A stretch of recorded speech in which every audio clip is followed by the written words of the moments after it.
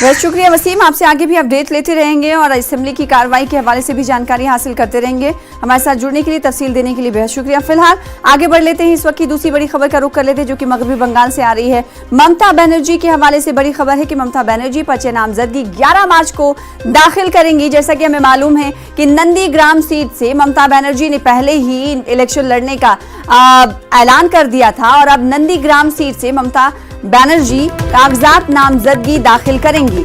यहाँ पर यह भी बताना बेहद जरूरी है कि नंदीग्राम सीट आखिर क्यों चर्चा में है। नंदीग्राम सीट पर शुभेंदु अधिकारी का कड़ा जोर दिखाई दे रहा है और इसीलिए चैलेंज करते हुए ममता बनर्जी ने नंदीग्राम सीट से इलेक्शन लड़ने का ऐलान किया। शुभेंदु अधिकारी जो कि टीएमसी के कद्दावर लीडर थे, ममता बनर्जी के करीबी थे, अब वो बीजेपी में शामिल हो चुके हैं, तो लिहाजा ये माना जा सकता है कि आर पार की लड़ाई के मूड में ममता बनर्जी दिखाई दे रही है। अब खबर ये आ रही है कि ममता बनर्जी पर्चे नामजदगी 11 मार्च को दाखिल करेंगी नंदीग्राम से। पहले ममता बनर्जी दूसरी सीट से लड़ती थी। हालांकि ममता बनर्जी ने दूसरी सीट के लड़ने के हवाले से ऐलान नहीं किया, लेकिन खबर यह है कि 11 मार्च को नंदीग्राम से पर्चे नामजदगी दाखिल कर देंगी ममता बनर्जी। हमारे साथ हमारी नुमाइंदा शबाना एजाज जुड़ रही हैं। शबाना, ऐलान किया, पर्चे नामजदगी का भी वक्त करीब आ रहा है, ममता बनर्जी आर पार की लड़ाई के मूड में हैं। बिल्कुल, लेकिन जिस तरह से ममता बनर्जी ने नंदीग्राम से ही शुभेंदु अधिकारी और पूरी बीजेपी को हम कह सकते हैं कि चुनौती दी कि अगर मुकाबला करना है तो उनके साथ ही सबको मुकाबला करना होगा, और खुद अपने नाम का ऐलान किया, तो ये अपने आप में एक बहुत बड़ी बात थी कि ममता बनर्जी ने चैलेंज को कबूल किया और नंदीग्राम से वो अपनी पर्चा नामजदगी भी दाखिल करने जा रही है। लेकिन साथ ही साथ ख्याल ये किया जा रहा है, ऐसी बातें भी सामने आ रही है कि ममता बनर्जी किसी और कॉन्स्टिट्यूएंसी से भी इलेक्शन लड़ सकती है, लेकिन वो कॉन्स्टिट्यूएंसी कौन सी होगी इसका अभी तक ऐलान नहीं किया गया है।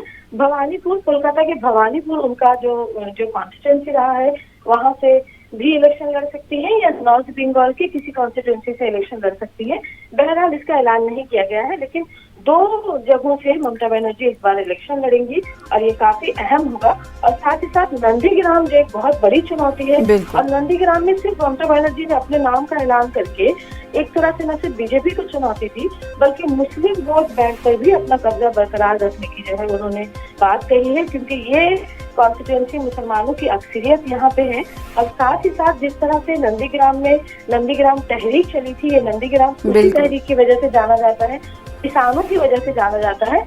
लेकिन सना दिलचस्प मुकाबला ये होगा, ये समझा जा रहा है कि लेफ्ट कांग्रेस और आईएसएफ का जो अलायंस हुआ है, उस अलायंस ने आईएसएफ के लिए नंदीग्राम की सीट छोड़ी है। यानी सीपीएम डायरेक्ट मुकाबला नहीं करेगी, कांग्रेस मुकाबला नहीं करेगी, बल्कि आईएसएफ जो इंडियन सेक्युलर फ्रंट है, जो अब्बास सिद्दीकी की जमात है, जो इत्तेहाद में शामिल है, उस आईएसएफ के उम्मीदवार को वहां से जो है वो खड़ा किया जाएगा, ऐसा कहा जा रहा है। तो एक बहुत बड़ी चुनौती होगी, क्योंकि मुसलमानों की अक्सरियत है और आईएसएफ जी इंडियन सेकुलर फ्रंट का दबदबा भी है। अब देखना ये होगा कि जो ऐलान ममता बनर्जी ने किया, और ममता बनर्जी के सामने, क्योंकि बीजेपी और ममता बनर्जी टीएमसी की बात करें तो टीएमसी आमने सामने है मगरबी बंगाल चुनाव में, और तारीखों का भी ऐलान हो चुका है। तमाम सियासी पार्टियां इंतखाबी तशहीर में भी मसरूफ दिखाई दे रही हैं। बहुत शुक्रिया शबाना, आगे भी आपसे अपडेट लेते रहेंगे इस हवाले से।